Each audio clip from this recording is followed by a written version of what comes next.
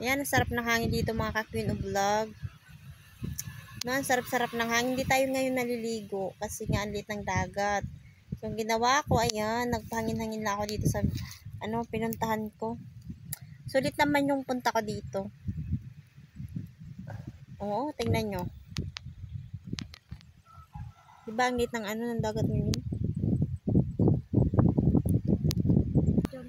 Video mo sa ulo ko. Sabay mong view.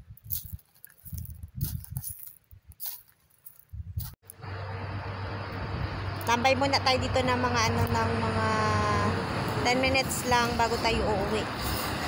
Tara kasi lang hangin, nakaka-fresh sa pakiramdam. Sayang yung pormahan ko, hindi tayo makakaligo kasi litang dagat talaga kahit anong gawin ko. Wait lang, papakita ko sa inyo.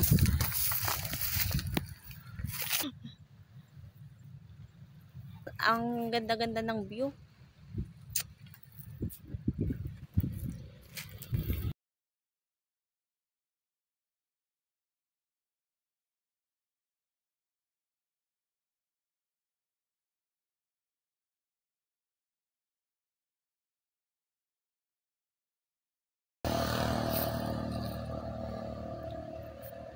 Buyan ko rito kanina pag-isda ko sa mo.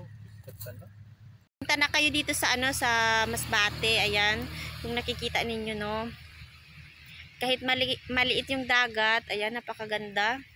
Syempre maganda yung view kasi ako yung nagdadala. Ganda-ganda dito, guys. Wala ka talagang masabi. Libre na. Nakakatambay ka pa at nakaka-relax. Diba? Sana kanina bibili ako ng ng isda, iihaw ako. Buti na lang pala naisipan ko na tingnan ko muna yung dagat. Ayan oh. Buti na lang talaga kasi maliit naman talaga ngayon yung dagat, ayan. Hindi tayo pwedeng maligo kasi sa sobrang liit niya. Marami yung yung tayong na tinatawag, yung sea urchin sa English.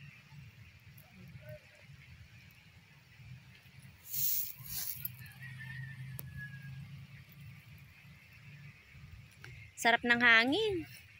Nakakawala ng stress.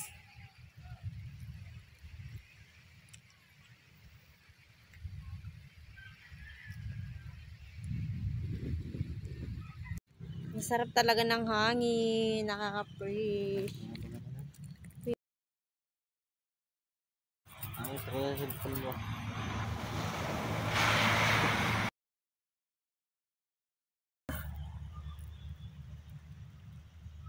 Babay na guys, uuwi na ako kasi anong oras na, hapon na oh. Siguro yung oras, wait lang. Oras is 5.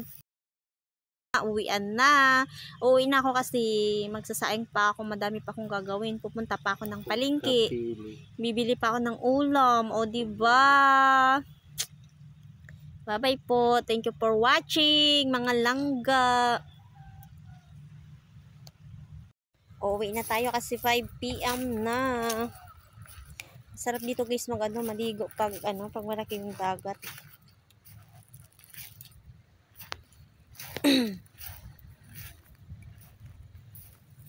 Ang ganda ng dito sa area na to, medyo maganda yung dagat. Ayan oh.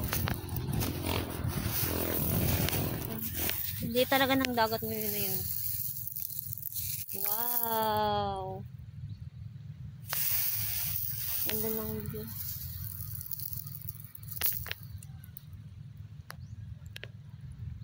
Sarap dito magtambay kaso tapos dito medyo may kalayuan din sa boarding house ko siya ng konti.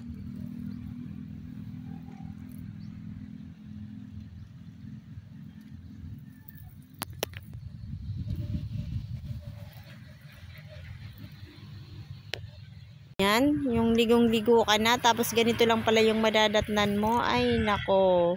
Buti na lang wala akong hindi ako pumunta dun talaga sa totoong may dito lang ako sa tabi-tabi. Ayan oh.